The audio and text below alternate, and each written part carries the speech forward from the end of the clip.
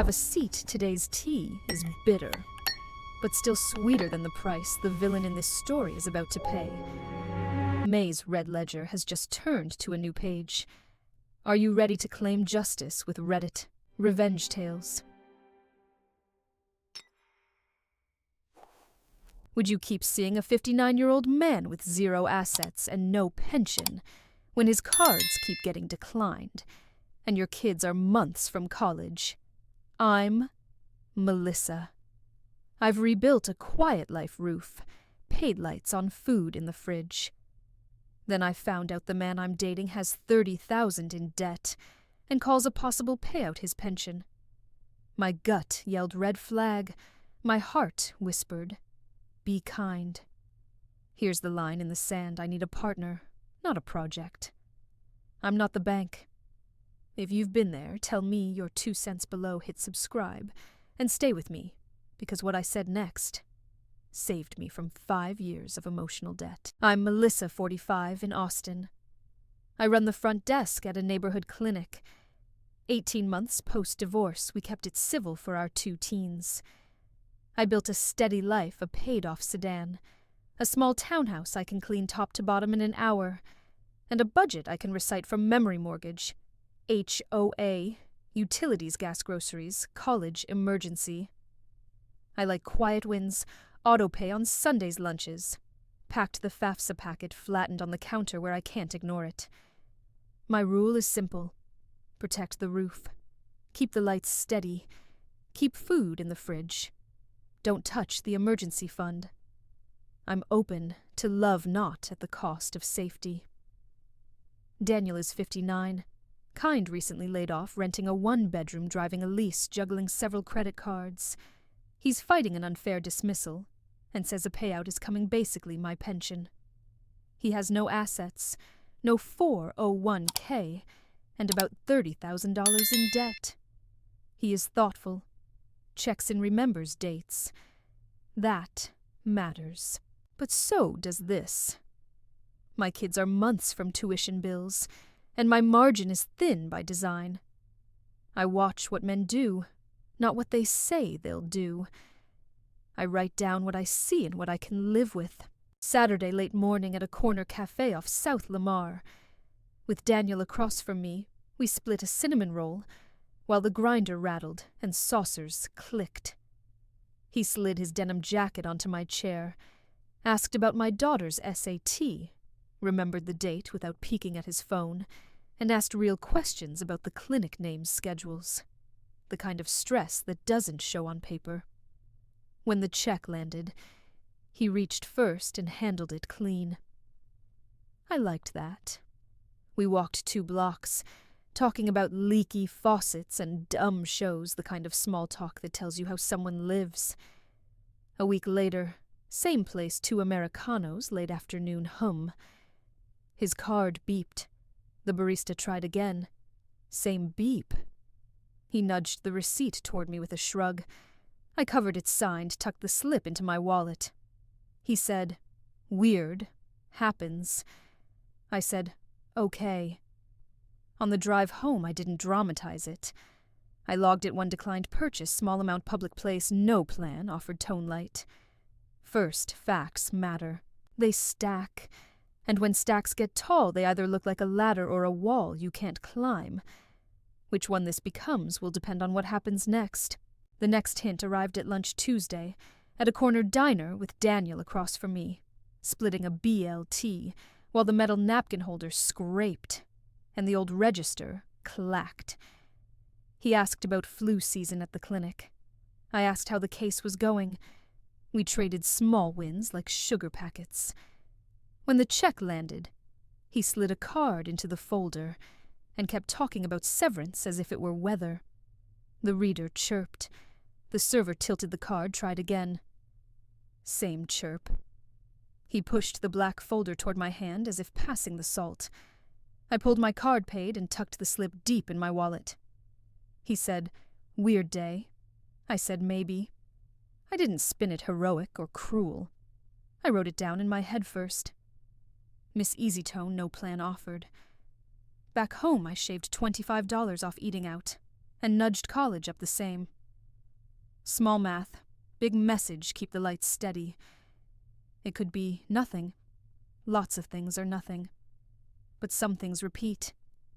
And when they do, they stop being noise and start mapping to danger. I told myself to listen for patterns, then heard the echo before it even arrived. The crack showed again on Saturday night in a movie lobby with Daniel at my right, buying popcorn, while the soda machine rattled and the marquee flickered. He reached first confident, and I rested into his shoulder. Tap failed. Swipe failed. He laughed, light-blamed the terminal, and turned the receipt tray toward me as if this choreography were familiar. I slid my card signed and folded the slip clean. He said, "I'll Venmo you," but his phone stayed put. I watched for that small wince money brings when it's real. It didn't come. I logged another fact-second Miss Public Place joke as cover no immediate payback. 2 points make a line. In the dark, I didn't taste the popcorn. I counted months to tuition and pictured the envelope marked emergency I refused to touch. When the credits rolled, he squeezed my hand and said I make everything easier. I smiled, and something inside me went cold. Ease without accountability isn't comfort. It's risk with a ribbon. If this was random, it would stop here. If it wasn't, the next moment would tighten the knot and I'd feel it pull. The ease he loved in me had started to cost me sleep, and I don't trade sleep lightly. By night, at my kitchen table in Austin, with no one but the hum of the fridge, I opened the budget sheet and wrote 2 words on a sticky note, non-negotiable.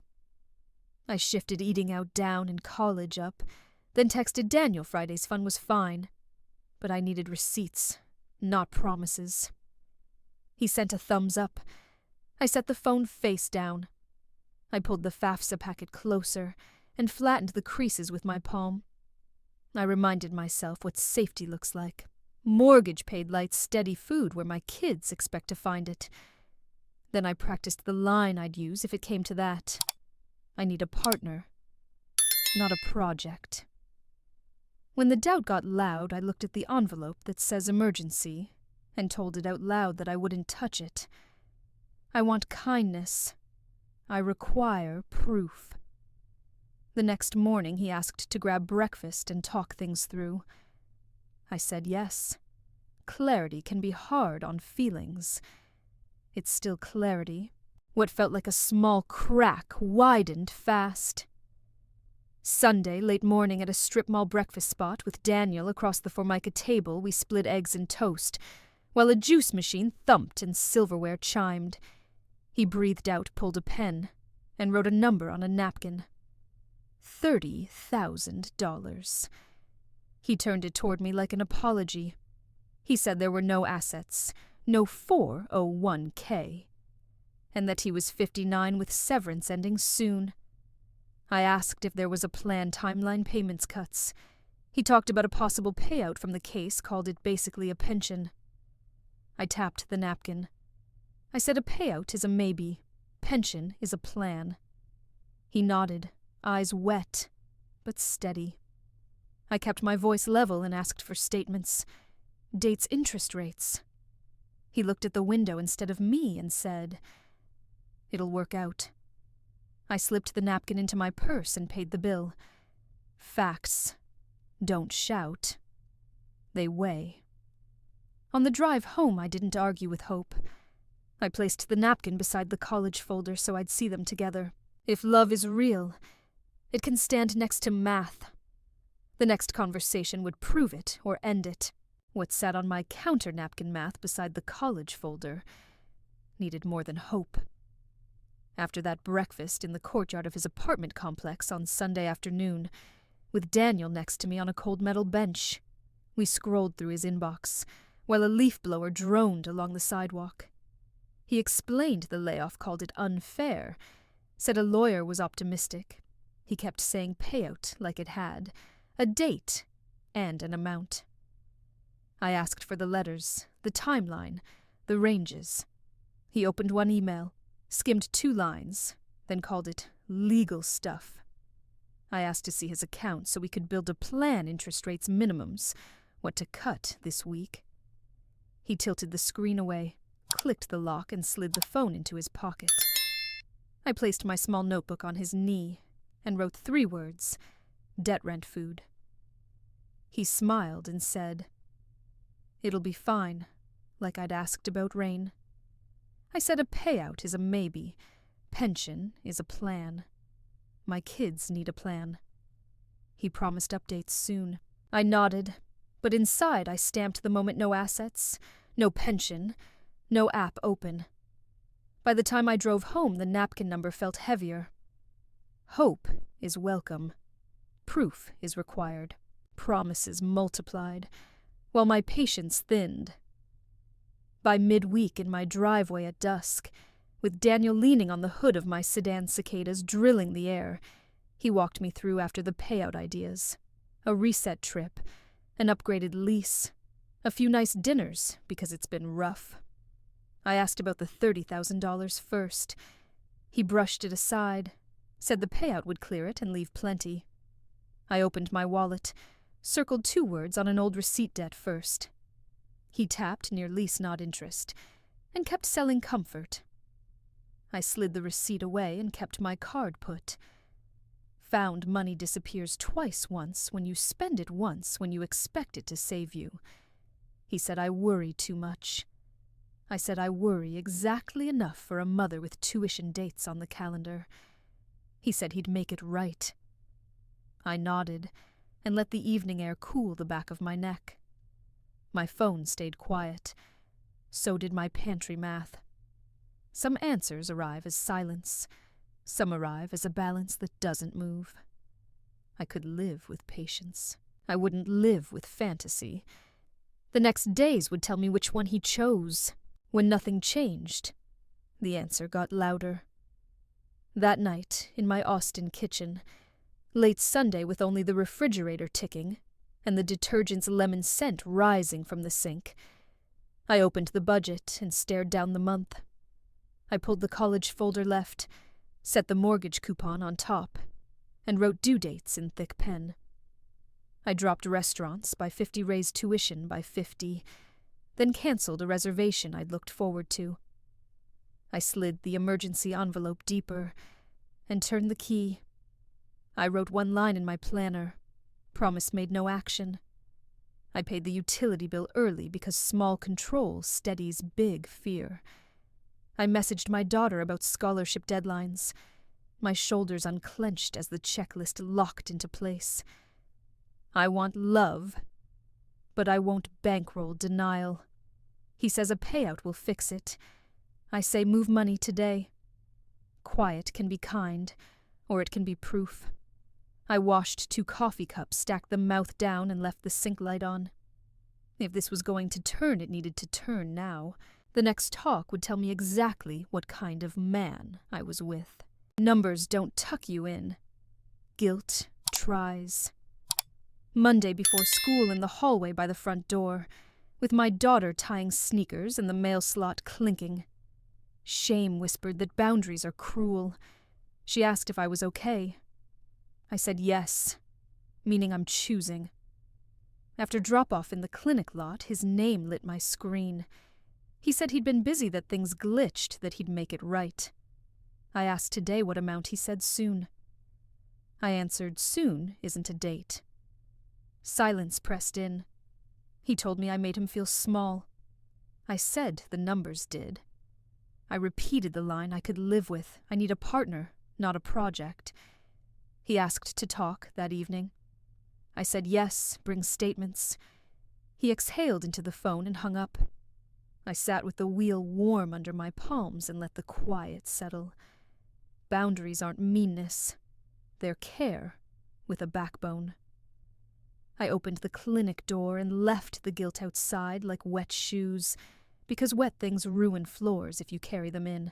The guilt I left at the clinic door tried to follow me home, so I answered it with a choice.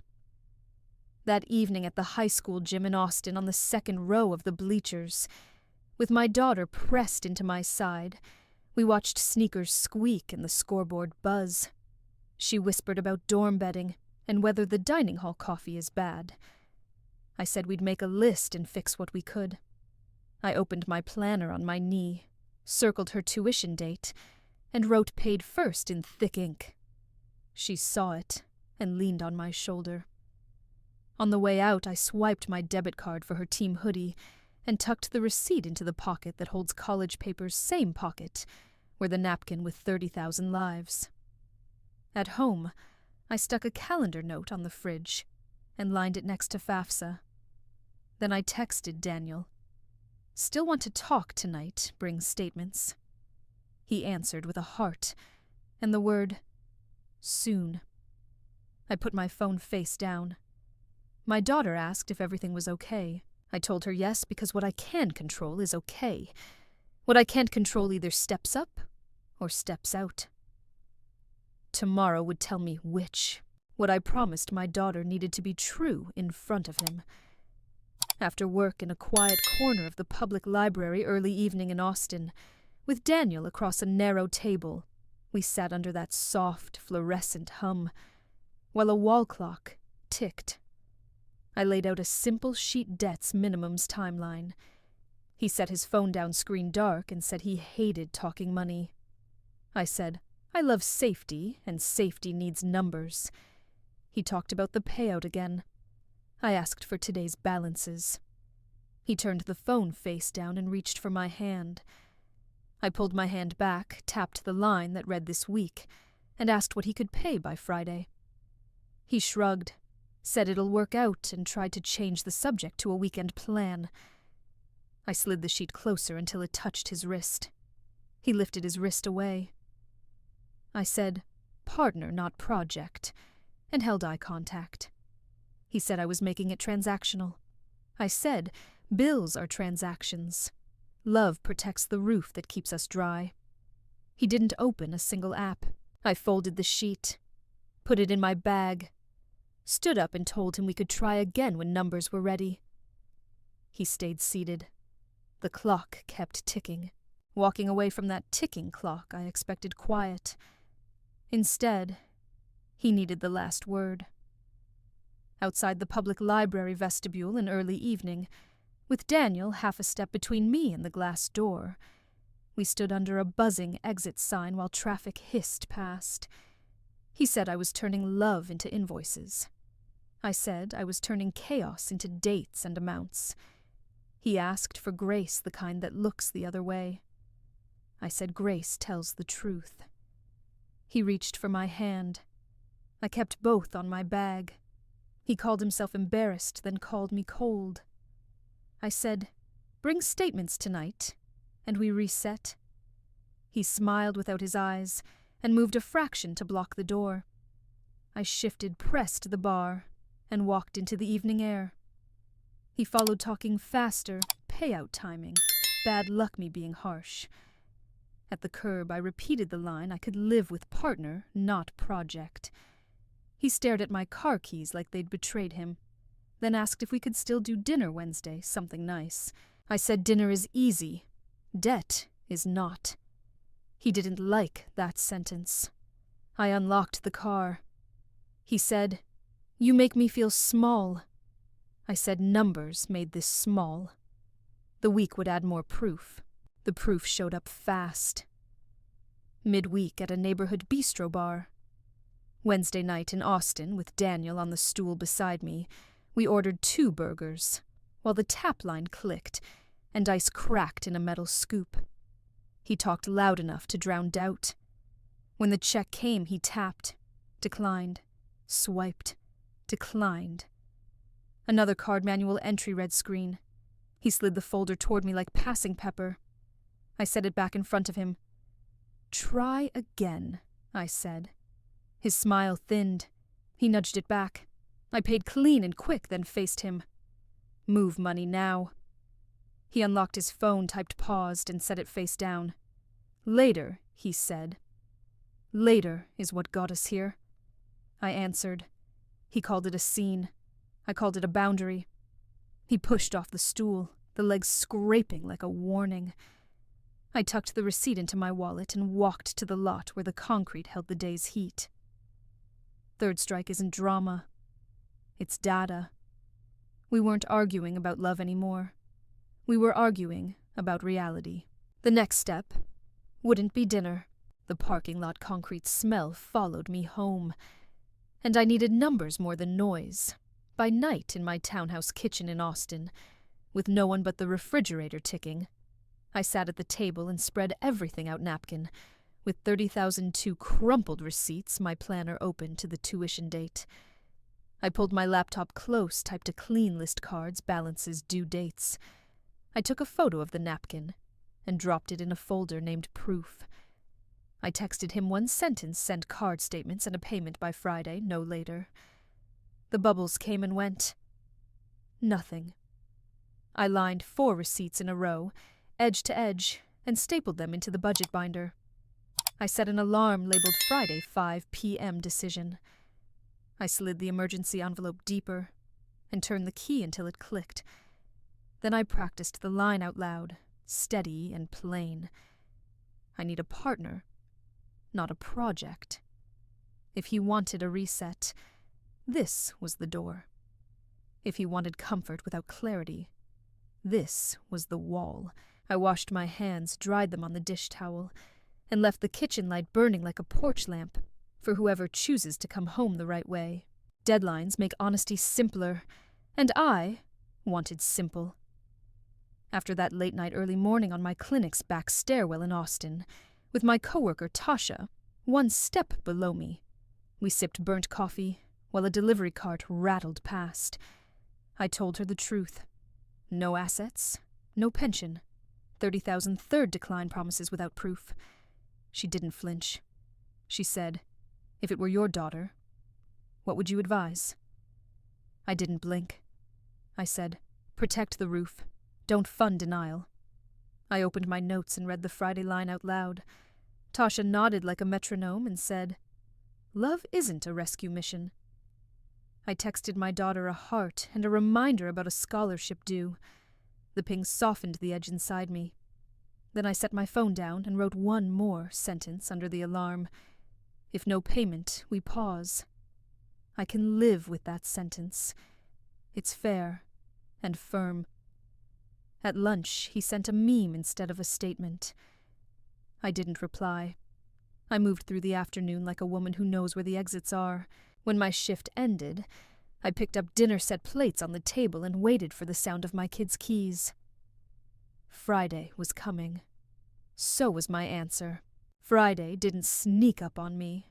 I invited it.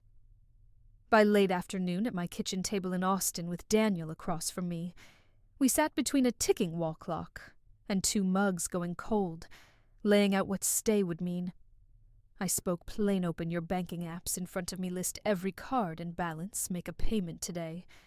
Set autopay for minimums, cancel, non-essentials, no dining out until we see a dent, and text me a screenshot of each step.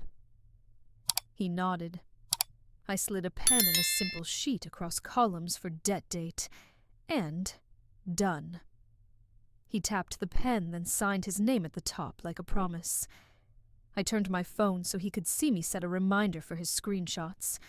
He lifted his phone, opened an app, then glanced at the window when a siren wailed past. I brought him back to the page. "Today," I said. He said I can start with the store card.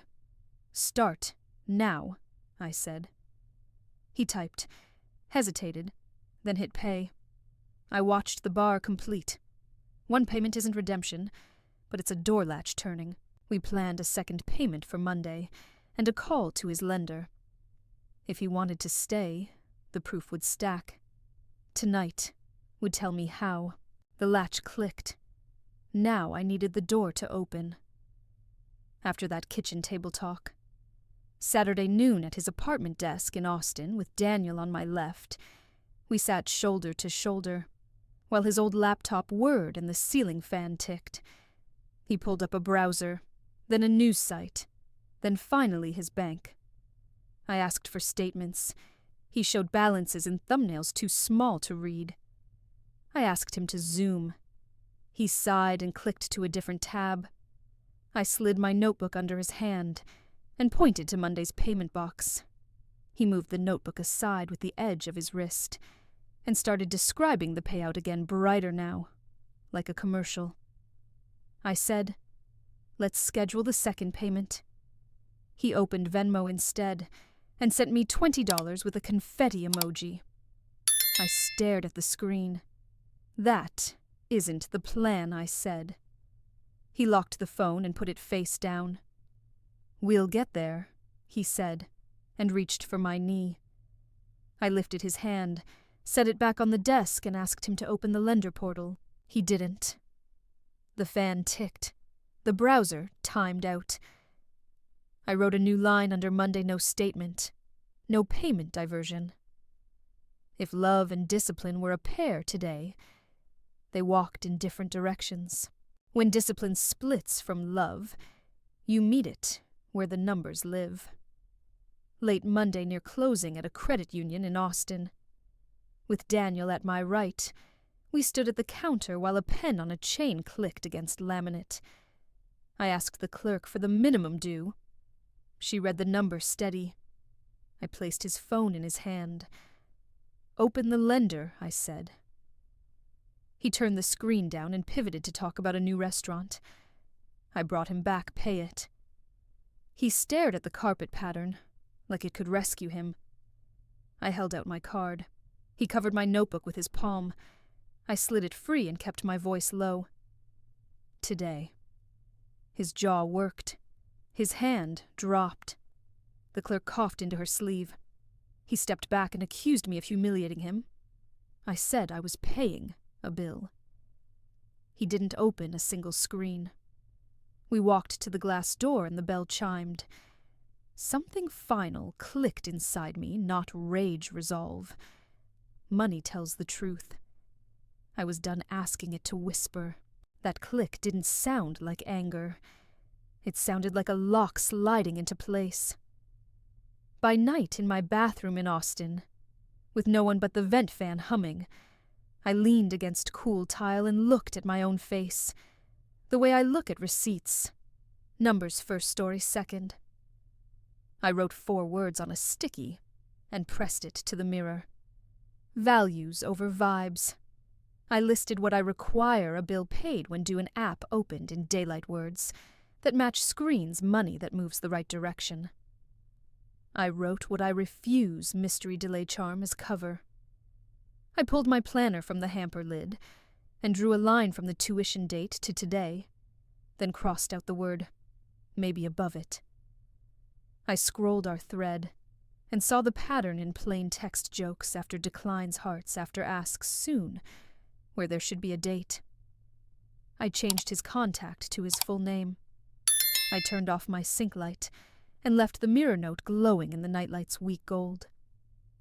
If love is real, it can stand next to math. Tomorrow I would say that sentence out loud and see who stays in the room. What I wrote on the mirror needed a voice, not just ink. After that late afternoon at a quiet coffee shop in Austin with Daniel across a wobbly table, we sat nursing lukewarm cups, while the grinder coughed and a spoon tapped the rim. I slid my planner between us and left the pen on top like a little flag. I told him I wanted us, but not at the cost of safety. He nodded, eyes soft, then reached for my hand to detour the talk. I pulled my hand back, set my palm on the planner, and said the sentence I'd practiced. I need a partner, not a project. He blinked, laughed too lightly, and tried to lift the pen off the page. I kept the pen down and asked for one clean act: open an app. Make a payment, show me a screenshot before we finish these cups. He scanned the room for an easier subject, then said I was too intense. I kept my voice even, and asked again. He swiveled his phone face up, let the screen wake, then turned it away and set it to sleep. The cups sat between us like clocks. I waited. If this love could stand next to math, it would stand now. Waiting doesn't fix a thing. Action does. Evening came, and at his apartment doorway in Austin, with Daniel half a step inside the frame, We stood under a weak hallway light, while a neighbor's TV bled through the wall. I repeated it in plain English. I won't bankroll denial. I need a partner who pays a bill when it's due. He said I made him feel judged. I said the numbers did. I asked for the second payment we planned for Monday. He reached for my wrist. I pulled it free and pointed to his phone. He lifted it, glanced at the lock screen, then slid it into his back pocket. I asked for statements. He stared at the carpet and said I was ruining a good thing. I set my keys in my palm so I wouldn't shake. Last chance, I said. Open one account. Pay something today. He stepped closer, crowding the frame. I stepped back into the hall and kept my voice steady. No app, no us. He didn't move. I picked up my keys, turned, and walked toward the stairwell. Behind me, the door latch clicked shut without a word. I didn't look back. A woman can love a man and still choose the roof. Tomorrow I'd start the goodbye. Goodbyes don't start with the word. They start with the truth. You refuse to drop. After that hallway latch, early evening on my front porch in Austin, with Daniel standing one step too close, we faced each other while the porch light hummed, and a neighbor's dog barked through the fence.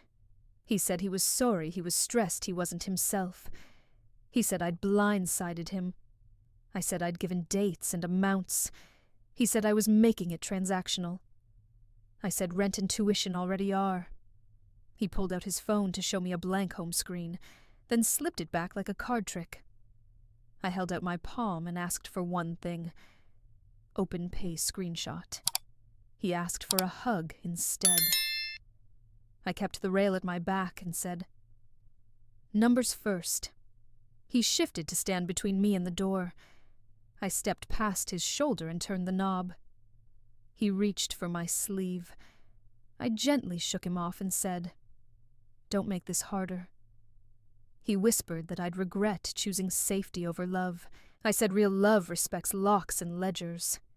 The porch bulb buzzed. He backed down the steps without a plan, only promises. Tomorrow would make it final. Final doesn't need drama. It needs clean lines. The next afternoon, at my kitchen table in Austin with Daniel across the wood, Grain we sat with 2 glasses of water, and the wall clock steady as breath. I put his spare key on the table, laid his hoodie on the chair, and slid a small envelope toward him. Every dinner note, every movie stub he'd Venmo'd late and still meant to cover. We're square, I said. He asked if we could try again after the payout. I said a payout is a maybe. Partnership is a plan. He said he felt punished. I said I felt unprotected. He reached for my hand. I folded his fingers over the key and let go. I'm not angry, I said. I'm done funding denial. He asked if there was anything he could say. Yes, I said. A date. And an amount. But not to me. To your lender. He stared at the envelope like it might blink. I stood, walked him to the door and opened it wide. He stepped over the threshold, turned to speak, then didn't. The latch clicked. I leaned on the cool wood and breathed. A woman can love and leave. Tonight I'd tell my kids what staying safe looks like. Goodbyes. Echo. Mine softened once I said it plain. That night at my kitchen table in Austin, with my 2 kids across from me, we ate pizza while the dishwasher hummed and warm tomato steam fogged my glasses. I told them I ended it. I said I want love, but I won't trade the roof, the lights, or college. My son exhaled like he'd been holding his breath. My daughter slid the hoodie receipt into my palm. We're okay. I muted the thread, sealed his spare key in a small envelope, and wrote one word on the tab square. I paid the utility bill early, stacked 2 clean bowls mouth down, circled the tuition date, and went to bed without doing math at 2 a.m. Morning light felt honest again. On the drive to work, I planned breakfasts and a scholarship essay. If there was a wobble left, the day would shake it out. I was steady, and steadiness is what we live on. Steady deserves words. The next evening at the dining table in Austin with my daughter on my right, and my son pacing behind the chair, the dryer thumped, and a pen clicked in my hand. I wrote what I want in their bones. We choose safety. First, love is warmth. Safety is the foundation. Don't fund denial. Don't call maybe a plan. Partner, not project. Pay your bill when it's due. A good man doesn't need you to hide from numbers. He opens the app and owns his choices. My daughter traced the lines. My son snapped a photo for his lock screen. I folded the note into the college folder beside the $30,000 napkin and taped a smaller version to the fridge values over Vibes. When my phone buzzed, I read and archived.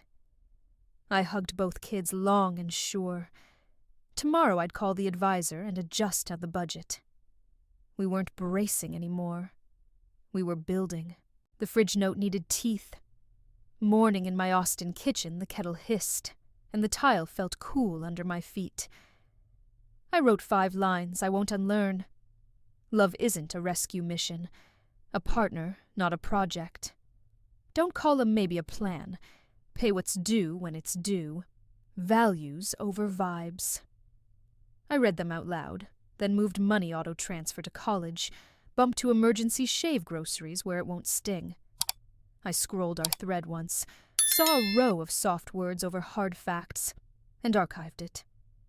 I printed the tuition schedule and pinned it beside the chore list. When doubt bargained, I touched the emergency envelope and left it shut. I texted my kids the 5 lines. They answered, got it. I crossed out the word maybe in my notes and wrote date plus amount. I stood back and looked at my own handwriting. If a man wants a place here, he has to stand next to these lines and stay standing.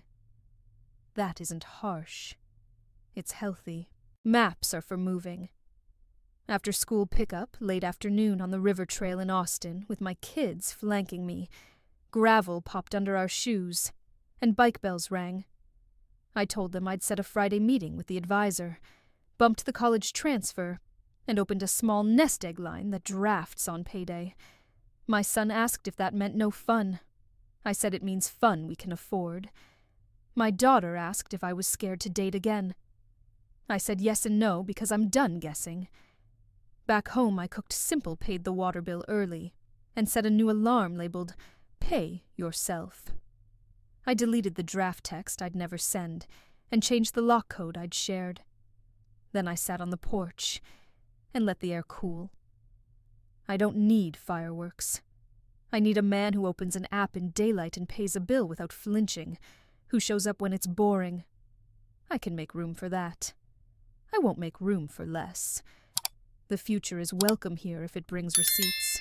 Morning came clean. On my porch in Austin, mug warm in my hand, I said the sentence that saved me. I need a partner, not a project. Then I wrote down what I'd keep for the rest of my life. Don't fund denial. If cards keep failing, stop naming it bad luck. Ask for a date and an amount. Believe the screen, not the speech. Keep a roof over your heads. Keep the lights steady. Keep food in the fridge. Love that protects the basics is love you can sleep under. Values over vibes. A good man opens an app in daylight and pays a bill without flinching. If he calls maybe a plan, step back. If he crowds the doorway to your safety, even with charm, step past him. Guard the college folder, the emergency envelope, the quiet you rebuilt. Your tenderness is not a credit line. Your boundaries are not cruelty. They're care with a backbone. I chose safety and watched guilt lose its grip. I chose math and watched peace return. A woman can love deeply and still say no to what endangers her home. This is how I keep my house standing, my kids steady, and my heart open for someone who shows up and does the work. All right. Let May be painfully clear. This wasn't a misunderstanding. This was a pattern, and it showed up fast. A stranger asked you something stupid at a bar, you said no, and Mark turned you from wife to suspect. That's red flag number 1, suspicion, without proof. Then he started the classic toxic combo, moving the goalpost, demanding the truth after you already gave it, and treating your calm as evidence. That's not concern. That's control wearing a suit. And when someone blocks the exit, when your "I need air" becomes "why are you running?" That's not love. That's a power test. The moment he rewrote the story, you pushed me, you escalated. That's gaslighting 1. Oh, 1. Not loud, not messy, just cold, tidy cruelty. So here's your takeaway straight up. Your no is a full sentence. You don't audition for basic respect. You don't negotiate reality with someone who benefits from you doubting yourself. If you're hearing this and your stomach drops, trust that. Red flags don't get greener with time. To the villain of this story, karma doesn't need your permission. It just keeps receipts. And to you, sweetheart, this debt may clears it. But remember, these eyes are always watching. Don't let your name end up on May's blacklist next episode. Hit subscribe, because around here, justice doesn't show up late. It shows up ready. A final note from the library. While these stories find their roots in the halls of Reddit, they are artistically reimagined to speak to the heart. Any likeness to reality is mere coincidence. The emotions, however, are very real. Walk with empathy and let justice lead the way. Thank you for watching.